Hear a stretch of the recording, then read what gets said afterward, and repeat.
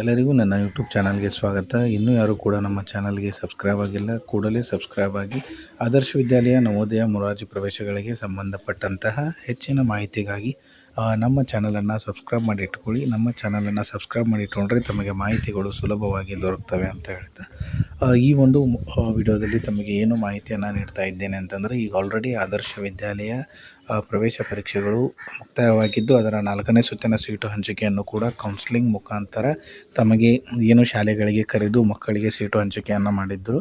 Okay, ಅದೇ ರೀತಿಯಾಗಿ ಈಗ ಆಲ್ರೆಡಿ ಏನಪ್ಪ ಅಂತಂದರೆ ಮೊರಾರ್ಜಿ ದೇಸಾಯಿಯ ಒಂದು ಏನು 3ನೇ ಸುತ್ತಿನ ಸೀಟು ಹಂಚಿಕೆಯೂ ಕೂಡ ಇನ್ನೂ ಕೂಡ ಬಿಡುಗಡೆ ಆಗಿಲ್ಲ. ಅದು ಬಿಡುಗಡೆ ಆಗುವ ಸಾಧ್ಯತೆ ಇಲ್ಲ ಅನಿಸುತ್ತೆ. ಯಾಕಂತಂದರೆ ಈಗ ಆಲ್ರೆಡಿ ಅವರು ಹಿಂದುಳಿದ ಅಭ್ಯರ್ಥಿಗಳಿಗೆ ಏನೋ ಸೀಟು ಹಂಚಿಕೆಯನ್ನು ಮಾಡಿರುವ ಕಾರಣದಿಂದಾಗಿ ಆ ಎಲ್ಲ ವಿದ್ಯಾರ್ಥಿಗಳಿಗೆ ಸೀಟು ಹಂಚಿಕೆಗಳನ್ನು ಮಾಡಿರ್ತಾರೆ. ಆ ಒಂದು ಕಾರಣಕ್ಕೆ ಮೊರಾರ್ಜಿ ದೇಸಾಯಿಯ ಒಂದು 3ನೇ ಸುತ್ತಿನ ಸೀಟು ಹಂಚಿಕೆ ಬರುವಂಥ ಸಾಧ್ಯತೆ ಇಲ್ಲ ಅನ್ನುವಂಥ ಮಾಹಿತಿ ಇದೆ.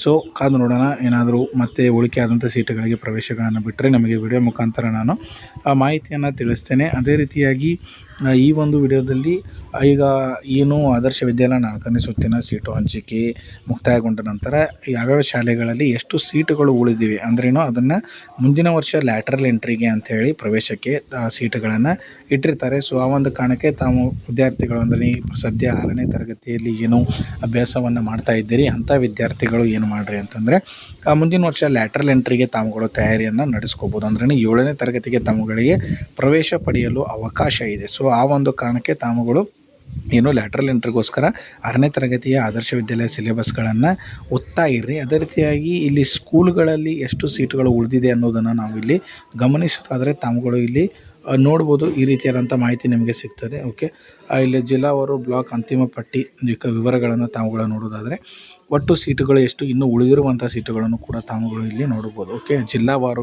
ತಮಗೆ ಸಂಪೂರ್ಣವಾದ ಮಾಹಿತಿ ಇಲ್ಲಿ ಸಿಗ್ತದೆ. ಓಕೆ, ಎಷ್ಟು ಜಿಲ್ಲೆಗಳು ಎಷ್ಟು ಸೀಟುಗಳು ಉಳಿದಿದ್ದು ಮತ್ತು ಎಷ್ಟು ಅಡ್ಮಿಷನ್ ಆಗಿದೆ, ಎಷ್ಟು ಸೀಟುಗಳು ಉಳಿದಿವೆ ಅನ್ನೋದನ್ನು ತಾವುಗಳು ಇಲ್ಲಿ ವೇಕೆಂಟ್ ಅಂತ ಲಾಸ್ಟ್ನೇ ಕಾಲಮ್ನಲ್ಲಿ ನೋಡ್ಬೋದು. ಓಕೆ, ಜಿಲ್ಲಾವಾರು ತಾವುಗಳು ಇಲ್ಲಿ ಡ್ಯಾಶ್ಬೋರ್ಡ್ನಲ್ಲಿ ಹೋದ ನಂತರ ತಾವುಗಳು ಇಲ್ಲಿ ನೋಡ್ಬೋದು. ಕೆಲವೊಂದು ಶಾಲೆಗಳಲ್ಲಿ 9 ಇಲ್ಲಿ ನೋಡ್ರಿ, ಯಾವುದು ಬಳ್ಳಾರಿಯಲ್ಲಿ ಇಲ್ಲಿ ನೋಡ್ಬೋದು 15 ಸೀಟುಗಳು ಕೂಡ ಇನ್ನೂ ಬಾಕಿ ಉಳಿದಿವೆ. ಸೊ ಈ ಒಂದು 15 ಸೀಟುಗಳಿಗೆ ಮುಂದಿನ ವರ್ಷ ಲ್ಯಾಟ್ರಲ್ ಎಂಟ್ರಿ ಅಂತ ಕರೀತಾರೆ. ಆ ಒಂದು ಲ್ಯಾಟ್ರಲ್ ಎಂಟ್ರಿಯಲ್ಲಿ ಏನು ತಮಗೆ ಅವಕಾಶ ಇರ್ತದೆ, ಆ ಒಂದು ಲ್ಯಾಟ್ರಲ್ ಎಂಟ್ರಿಯಲ್ಲಿ ತಾವುಗಳು ಆ ಒಂದು ಸೀಟನ್ನು ಪಡೆದುಕೊಳ್ಳಬಹುದು. ಅದೇ ರೀತಿಯಾಗಿ ಕೆಲವೊಂದು ಶಾಲೆಗಳಲ್ಲಿ 120ಕ್ಕೆ 120 ಕೂಡ ಅಡ್ಮಿಷನ್ ಆಗಿರ್ತವೆ. ಇಲ್ಲಿ ನೋಡ್ಬೋದು ಯಾವುದು ಚಾಮರಾಜನಗರ ಇಲ್ಲಿ 120ಕ್ಕೆ 120 ಆಗಿದೆ. ಅದೇ ರೀತಿಯಾಗಿ ಚಿಕ್ಕಬಳ್ಳಾಪುರದಲ್ಲಿ ಕೂಡ 120ಕ್ಕೆ 120 ಅಡ್ಮಿಷನ್ಗಳು ಆಗಿರ್ತವೆ. ಓಕೆ, ಈ ರೀತಿಯಾಗಿ ತಾವುಗಳು ಲಿಸ್ಟನ್ನು ನೀವು ಒಂದು ಸಲ ಪಟ್ಟಿ ವಿವರಣೆ ನೋಡ್ಕೊರಿ. ಅಂದರೆ ನೀವು ಒಂದು ಯಾವ ಬ್ಲಾಕ್ಗೆ ಸಂಬಂಧಪಟ್ಟವರು ಅನ್ನೋದನ್ನು ತಾವುಗಳು ಖಚಿತಪಡಿಸಿಕೊಂಡು ಮುಂದಿನ ವರ್ಷ 7ನೇ ತರಗತಿಗೆ ತಮಗೆ ಲ್ಯಾಟ್ರಲ್ ಎಂಟ್ರಿಗೆ ಮತ್ತು ಅವರು ಕ್ಯಾಟಗರಿ ವೈಸ್ ಲ್ಯಾಟ್ರಲ್ ಎಂಟ್ರಿ ಪರೀಕ್ಷೆಯನ್ನು ನಡೆಸ್ತಾರೆ. ಆ ಒಂದು ಪರೀಕ್ಷೆಯನ್ನು ತಾವುಗಳು ಬರೆದು ಕೂಡ 7ನೇ ತರಗತಿಗೆ ಪ್ರವೇಶವನ್ನು ಪಡೆದುಕೊಳ್ಳಬಹುದು. ಓಕೆ, ಈ ಒಂದು ಮಾಹಿತಿ ತಮಗೆ ಉಪಯೋಗ ಆಗಿದೆ ಅಂದ್ಕೊಳ್ತೀನಿ. ಇದೇ ರೀತಿಯಾದಂಥ ಹೆಚ್ಚಿನ ಮಾಹಿತಿಗಾಗಿ ಚಾನಲನ್ನು ಸಬ್ಸ್ಕ್ರೈಬ್ ಮಾಡಿ ಇಟ್ಕೊಳ್ರಿ. ಇಲ್ಲಿ ನೋಡ್ಬೋದು ಬೀದರ್ನಲ್ಲಿ ಕೂಡ 23 ಸೀಟುಗಳು ಕೂಡ ಇನ್ನೂ ಬಾಕಿ ಇದೆ. ಇದಕ್ಕೆ ಉತ್ತಮ ಸುವರ್ಣ ಅವಕಾಶ ಅಂತಲೂ ಕೂಡ ಹೇಳ್ಬೋದು. ಮುಂದಿನ ವರ್ಷ ಲ್ಯಾಟ್ರಲ್ ಎಂಟ್ರಿಗೆ ತಮಗೆ ಅವಕಾಶ ಇದೆ. ಇಲ್ಲಿ ನೋಡ್ಬೋದು 41 ಯಾವುದು ಚಿಕ್ಕಬಳ್ಳಾಪುರದಲ್ಲಿ ಮತ್ತು ಚಿಂತಾಮಣಿಯಲ್ಲಿ 41 ಸೀಟುಗಳು ಕೂಡ ಇನ್ನೂ ಖಾಲಿ ಇವೆ. ಈ ಒಂದು ಕಾರಣಕ್ಕೆ ಕೌನ್ಸಿಲಿಂಗನ್ನು ಕರಿಬೋದು ಅಥವಾ ಮುಂದಿನ ವರ್ಷ ಈ ಒಂದು ಸೀಟುಗಳನ್ನು ವೇಕೆಂಟ್ ಇಟ್ಟು ಲ್ಯಾಟ್ರಲ್ ಎಂಟ್ರಿಯನ್ನು ಕರೆಯುವಂಥ ಸಾಧ್ಯತೆ ಇರ್ತದೆ.